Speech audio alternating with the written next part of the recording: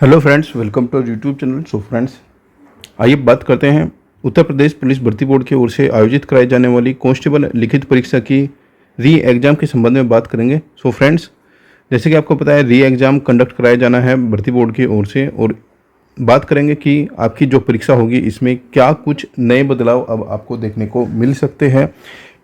आगामी जो री एग्ज़ाम होगा उसके लिए आपको कितना नंबर टारगेट रखना चाहिए, कितना नंबर आपको टारगेट करना चाहिए। बात करेंगे कि unreserved, OBC, SC, ST, EWS सभी कैटेगरी के लिए स्पेशल बात करेंगे कि आपको कम से कम मिनिमम कितना टारगेट री एग्ज़ाम के लिए करना होगा।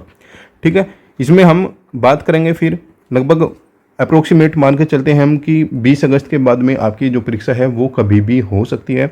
बात करेंगे कि लगभग 40 से 50 दिन जो आपके पास बचे हुए हैं, इनमें अब आपको क्या प्रिपरेशन करनी है, किस अनुसार आपको प्रिपरेशन आपकी करनी होगी। सो फ्रेंड्स, चैनल पर पहली बार आए तो प्लीज़ चैनल को जरूर सब्सक्राइब कीजिए। फर्दर अपकमिंग अपडेट्स के लिए बेल नोटिफिकेशन प्रेस करना, जिससे सभी अपडेट्स आप तक प्राप्त होती रहे। आइए स्टार्ट करते हैं आज की वीडियो को। देखिए फ्रेंड्स, जो संभावित बदलाव आपकी परीक्षा में होने वाले हैं ये लगभग आप सभी को पता लग चुका होगा। सबसे बड़ा जो बदलाव आपका होने वाला है, सबसे बड़ा जो नंबर 1 बदलाव आपको देखने को मिलेगा कि आपको अदर डिवीजन में ये एग्ज़ाम अब आपको देना होगा। ठीक है, देखिए फ्रेंड्स, ये जो डिसीजन होगा ये सबसे बड़ा गेम चेंजर आपको इस भर्ती में आपको देखने को मिल रहा होगा, क्योंकि आपने देखा होगा लगभग जो यूपी पुलिस का फरवरी में जो परीक्षा हुई थी उसमें 80% जो कैंडिडेट ऐसा था जिसको होम सेंटर ही दिया गया था। होम सेंटर का मतलब यानी कि या तो होम डिस्ट्रिक्ट मिल गया उसको या फिर होम सेंटर, और कुछ कैंडिडेट तो ऐसे थे लगभग जिनको 5 से लेकर 10 किलोमीटर तक के रेडियस में ही सेंटर मिल चुके थे। ठीक है, लास्ट टाइम ये फरवरी में अब आपने देख लिया होगा। देखिए फ्रेंड्स, इस बार आपको ये चीज़ें कंफर्म हो चुकी है कि सेंटर आपको दूर मिलेगा। दूसरी बात, जो कॉलेजेस होंगे वो केवल और केवल गवर्नमेंट कॉलेज में ही सेंटर देखने को मिल रहा होगा। ठीक है फ्रेंड्स, और गवर्नमेंट कॉलेज में भी उन गवर्नमेंट कॉलेज में सेंटर मिलेगा आपको जिन गवर्नमेंट कॉलेज का रिकॉर्ड अच्छा होगा। Record in the sense college का ओवरऑल रिकॉर्ड। ठीक है, कॉलेज का ओवरऑल रिकॉर्ड और वहाँ के प्रिंसिपल का स्पेशली रिकॉर्ड चेक किया जाएगा कि पहले उन पर कोई कार्रवाई तो इस प्रकार की नहीं हुई है। ठीक है, दूसरी बात ये हो गई आपकी। नेक्स्ट बात करते हैं तीसरी बात, जैसे कि आपको पता है री एग्जाम होने वाला है। ठीक है, हो सकता है संभवतः इसकी ओएमआर शीट में भी अब आपको बदलाव देखने को मिल सकता है और वहाँ पर आपको 5 सर्किल देखने को मिल सकते हैं। यानी कि इसका मतलब ये हो गया, जैसे आपको देखा होगा आपने HSSC में, आप कोई भी पर्सन का गोला खाली नहीं छोड़ सकते, जिससे आपको बाद में ये क्लेम कोई छात्र ना कर पाए कि आयोग में ही इनकी जो ओएमआर शीट है उनको भराया गया है। ठीक है, तो ये कुछ चेंजेस है अब आपको देखने को मिल सकते हैं। अब बात करते हैं कि जैसे कि आपका री एग्ज़ाम होने हैं। ठीक है, एक एग्ज़ाम आपका जो फरवरी में हुआ था, इन दोनों ही एग्ज़ाम में अब आपको क्या चेंजेस आपको देखने को मिल सकते हैं? क्या दोनों ही परीक्षा का सेम लेवल आपको देखने को मिलेगा या फिर थोड़ा बहुत इसमें पैटर्न में कोई बदलाव आपको देखने को मिल सकता है? देखिए फ्रेंड्स, फरवरी वाली परीक्षा की जो पेपर है वो भी लगभग चारों शिफ्ट के जो पेपर है आपने देखे होंगे, और उसमें आपने एक चीज़ जरूर नोटिस की होगी। नोटिस ये की होगी, जिस बच्चे ने पहली शिफ्ट का पेपर पढ़ा है, यानी कि जिसने फर्स्ट शिफ्ट का पेपर पढ़ा है, वो बच्चा सेकंड शिफ्ट, थर्ड शिफ्ट और फोर्थ शिफ्ट में कम से कम ओवरऑल जो फर्स्ट शिफ्ट वाले कैंडिडेट थे उससे लगभग 10 से 15 क्वेश्चन प्लस ही रहा होगा। क्योंकि आपने देख लिया होगा चारों शिफ्ट के जो पर्सन थे वो लगभग एक ही पैटर्न पर आपको दिखे होंगे। ठीक है, यानी कि अगर जो वहाँ पर परसेंटेज निकालने, ओवरऑल परसेंटेज निकालने का फॉर्मूला दिया हुआ है, तो आगे की लगभग जो दूसरी, तीसरी और चौथी शिफ्ट दी गई थी तो सारों में यही चीज़ें पूछी गई थी, ओवरऑल परसेंटेज। ठीक है, सिलोक्स का यदि पॉजिटिव जो स्टेटमेंट वाला क्वेश्चन होता है तो आने वाली जो 3 शिफ्ट थी उन तीनों में भी पॉजिटिव जो स्टेटमेंट होता है, पॉजिटिव स्टेटमेंट के ही कमेंट क्वेश्चन थे वो पूछे गए थे। लगभग आपने देख लिया होगा कि 90% जो पेपर थे वो जो फर्स्ट शिफ्ट था उसकी ही केवल कॉपी वहाँ पर आप देख सकते हो कि वहाँ पर केवल नंबर संख्या चेंज की गई थी, बाकी सेम टू सेम क्वेश्चन आपको देखने को मिल रहा होगा। ठीक है, अब बात करते हैं कि जैसे कि आपका री एग्जाम होने वाला है, इसमें अब क्या चेंज आपको देखने को मिलेंगे। क्या फरवरी में जो पेपर हुआ था वो उसकी जैसा लेवल रहेगा या उसमें कोई बदलाव आपको देखने को मिलेगा। देखिए फ्रेंड्स, यहाँ पर एक चीज़ आपको ध्यान रखना, सबसे पहले जो आपका पेपर का सेट होगा, पेपर के जो सेट होंगे वो चारों शिफ्ट के अब आपको अलग अलग देखने को मिलेंगे। ठीक है, ये अलग अलग देखने को मिलेंगे। ठीक है, चारों शिफ्ट में ही आपका पैटर्न भी अब आपको देखने को अलग अलग मिल रहा होगा, यानी कि जो शिफ्ट पहली शिफ्ट होगी वो अब किसी भी शिफ्ट में उस टाइप के क्वेश्चन रिवीजन रिपीट आपको नहीं होते हुए दिखेंगे। तो इसलिए यहाँ पर थोड़ा बहुत देखिए कंसेप्ट वही रहेगा, लेकिन थोड़ा बहुत मार्जिन यहाँ पर रखा जाएगा। और जो फरवरी में पेपर हुआ था उस पेपर को आप देख चुके होंगे कितनी जल्दबाजी में वो पेपर कराया गया था। ठीक है, तो ये सबसे बड़ा जो मार्जिन होगा ये अब आपको देखने को मिल रहा होगा। देखिए टॉपिक जो होंगे वो आपको लगभग 80% जो टॉपिक होंगे, टॉपिक वही दिखेंगे आपको जो फरवरी में दिखे थे, लेकिन जो आगे का जो कंसेप्ट होगा, ठीक है, क्वेश्चन पूछने का जो नज़रिया होगा उसमें थोड़ी बहुत आपको चेंजेस आपको देखने को मिल रहे होंगे चारों शिफ्ट में, या फिर 4 से ज़्यादा, या फिर जितनी भी शिफ्ट में आपकी परीक्षा हो रही होगी। ठीक है, अब बात करते हैं कि आगे के जितने भी दिन आपके पास बचे हैं उनकी सब्जेक्ट वाइज अब आपको कैसे प्रिपरेशन करनी होगी। देखिए फ्रेंड्स, हम कोशिश करेंगे कि आपको मिनिमम से मिनिमम बात बताएं और आप ज़्यादा से ज़्यादा आउटपुट उन चीज़ों से ले पाए। देखिए, हम सबसे पहले बात करते हैं जीएस के, जीके जीएस में एक तो जीके जीएस आ गया, करंट अफेयर आ गया और आपका यूपी जीके। ठीक है, हम इन सभी के लगभग 2-2 ऑप्शन आपको देंगे और उन 2 में से कोई एक आपको फॉलो करना होगा। ठीक है, जीके जीएस, स्टैटिक जीके, ये सब कुछ जीके, उन सब के लिए आपको या तो स्पीडी की जो रेलवे की बुक आती है, स्पीडी रेलवे की बुक आती है, या फिर यूट्यूब से ही एक परमार एसएससी, ठीक है, परमार एसएससी के नाम से एक जीके का यूट्यूब चैनल है, अब आप उसको भी फॉलो कर सकते हो। वो स्पेशली एसएससी के लिए जीएस पढ़ाते हैं, लेकिन जीएस तो जीएस होता है, आप किसी भी एग्जाम के लिए प्रिपरेशन करोगे। ठीक है, करंट अफेयर का one and only speedy book, speedy की जो 1 ईयर की बुक आती है वो आपको ले लेनी है, क्योंकि अब आपका जो एग्जाम होगा वो सितंबर या फिर अगस्त में आपका एग्ज़ाम हो रहा होगा। तो अब आपको जुलाई में जो एडिशन आपका आ रहा होगा, यानी कि टिल जून तक वो एडिशन आपको ले लेना होगा। यूपी जीके के लिए केवल आपको परीक्षा वाणी, ठीक है, परीक्षा वाणी की जो बुक आती है वो आपको लेनी है, उससे अलग कोई भी बुक नहीं लेनी है। ठीक है, जीके जीएस के लगभग इन 3 सोर्सेज से ही आपका लगभग 38 क्वेश्चन जीके आएंगे जीके जीएस के। यहाँ से आप इजीली 30+ क्वेश्चन करके आओगे। ठीक है, यदि आप जो चीज़ें हम यहाँ पर बताए हैं इन चीज़ों को फॉलो करोगे। इसके बाद में मैथ की बात करते हैं। मैथ, देखिए फ्रेंड्स, मैथ में भी कहीं से भी आपको कुछ ज़्यादा करने की आवश्यकता नहीं है। यहाँ पर आप 2 चीज़ें लोगे और दोनों ही वन ऑफ द बेस्ट चीज़ें हम बताएंगे, उनमें से किसी एक चीज़ को आपको फॉलो करना है। या तो आप राकेश यादव के जो क्लास नोट्स होते हैं, ठीक है, राकेश यादव सर के क्लास नोट्स हैं, उनको फॉलो कीजिए।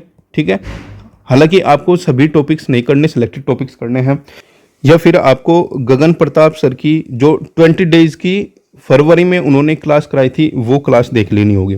ठीक है, इन दोनों में से आप कुछ भी कर सकते हो, वो आपकी चॉइस है ये, लेकिन one of the best UP police के लिए हमने बताई है आपको। और यदि आप इन दोनों में से किसी एक को भी फॉलो करते हो तो 20 क्वेश्चन आएंगे जीके जी मैथ के, आपके मैथ के सेक्शन के 20 क्वेश्चन होंगे। मैथ में से आपको लगभग 15 से 18 क्वेश्चन इन दोनों ही सोर्सेज से आप कर पाओगे। ठीक है, अब बात करते हैं हिंदी की और रीजनिंग की।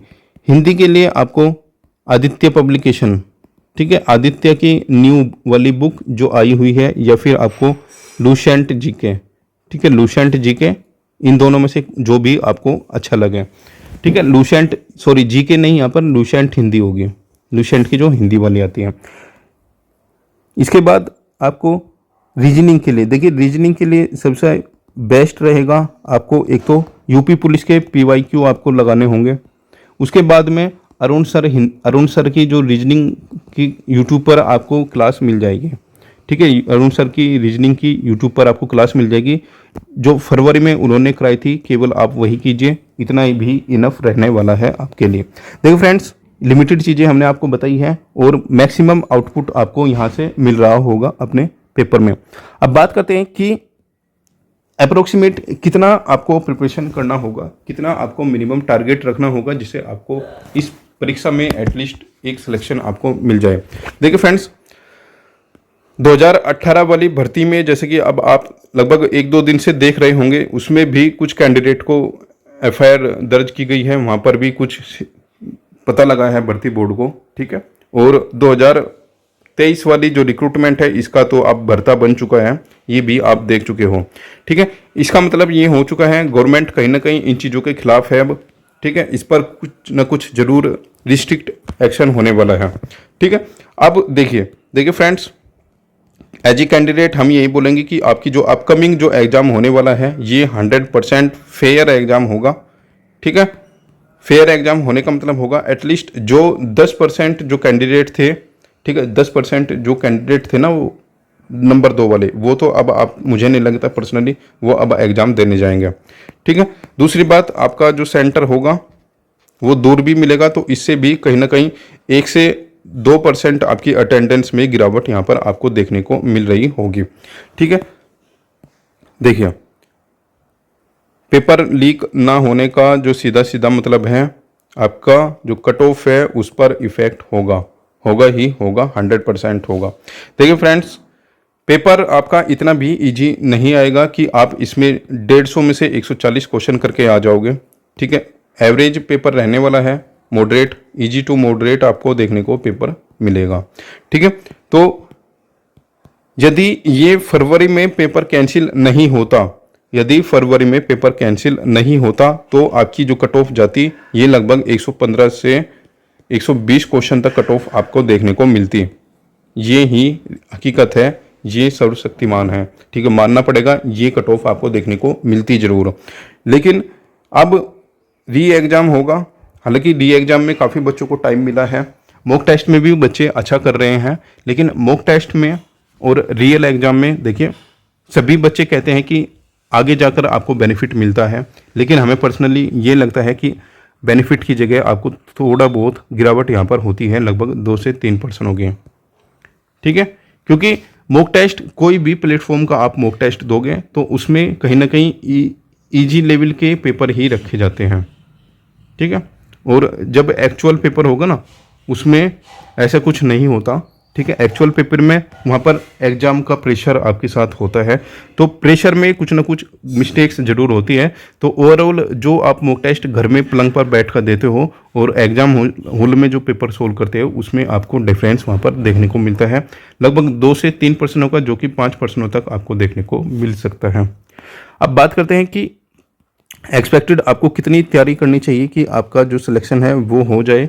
ठीक है, आने वाली परीक्षा में सभी कैटेगरी के लिए। देखिए, यदि आप अनरिजर्व से हो, देखिए अनरिजर्व वालों के लिए तो लगभग अभी भी आपको 115 के प्लस ही आपको रखना होगा, 115 के प्लस ही आपको रखना होगा यदि आप अनरिजर्व से हो। ठीक है, इसके बाद में ईडब्ल्यूएस वाले 110 से लेकर 115 क्वेश्चन आप इतना मिनिमम करना पड़ेगा आपको। ठीक है, ओबीसी वाले 105 से 110 तक आपका सिलेक्शन यहाँ पर हो रहा होगा। ठीक है, और इसके बाद में एससी और एसटी, ठीक है, एससी एसटी यानी कि 10 तक होगा। ठीक है, ये 100 से 105 तक इन सबका सिलेक्शन हो रहा होगा स्पेशली। ठीक है, देखिए फ्रेंड्स, हम ऐसा बिल्कुल भी नहीं है कि केवल आप इन्हीं मार्क्स को टारगेट करो, इससे प्लस आपको रखना होगा।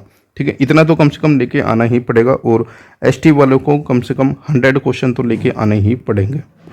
ठीक है, ये मेल और फीमेल, ठीक है, मेल और फीमेल दोनों के लिए है, क्योंकि हम नहीं चाहते कि मेल और फीमेल में कोई यहाँ पर डिस्क्रिमिनेशन किया जाए कट ऑफ में। और मेल और फीमेल की लगभग जो अब आपको कट ऑफ दिखेगी एक्चुअल पेपर में, वो लगभग आपको समान ही कट ऑफ दिख रही होगी, क्योंकि वहाँ पर ऐसा हो सकता है कि मैक्सिमम जो कट ऑफ आपको देखने को मिलेगी ये फीमेल की ही ज़्यादा देखने को मिलेगी। मेल की थोड़ी सी, फीमेल की हाई मिलेगी और मेल की आपको थोड़ी सी कम मिल सकती है, क्योंकि एप्लीकेशन आपको पता लग चुका है कि एप्लीकेशन कितना है इस एग्ज़ाम में फीमेल का। ठीक है, तो जितने भी फीमेल्स इस वीडियो को देख रही हैं तो आप कोशिश करना कि मेल अनरिजर्व को आप कम से कम टारगेट रखना। ठीक है, अनरिजर्व मेल की जितनी भी कट ऑफ है आप उसको टारगेट रखना, उससे नीचे तो काम नहीं चलने वाला है आपका, क्योंकि आपकी कैटेगरी में ज़्यादा कंपटीशन है। तो इसलिए कोशिश करना कि अनरिजर्व मेल वाली जो हमने बताई है इसको आप टारगेट करो। और जो हमने अभी आपको बताया है 40 डेज़ का क्या आपको करना है क्या नहीं करना है, इसके अलग से आपको कुछ नहीं करना है। आप केवल और केवल मॉक टेस्ट दीजिए, इससे अलग आपको कुछ भी पढ़ने की ज़रूरत नहीं है। यदि आपने अभी तक भी कुछ नहीं पढ़ा है और आने वाले 40 से 50 डेज़ तक जो चीज़ें हमने बताई हैं, 4 चीज़ें, ये 4 चीज़ें आप पढ़ लोगे तो भी आप मेरिट में आ जाओगे। ठीक है फ्रेंड्स, सो आप इतना पढ़ लीजिए, ईजिली आप 110 प्लस क्वेश्चन करके आओगे, कोई सी भी कैटेगरी से आप बिलोंग करते हो। सो फ्रेंड्स, फर्दर जो भी अपडेट्स होगी आपके साथ शेयर की जाएगी। चैनल पर पहली बार आए तो प्लीज़ चैनल को जरूर सब्सक्राइब कीजिए। फर्दर अपकमिंग अपडेट्स के लिए मिलते हैं नेक्स्ट वीडियो में नेक्स्ट अपडेट के साथ।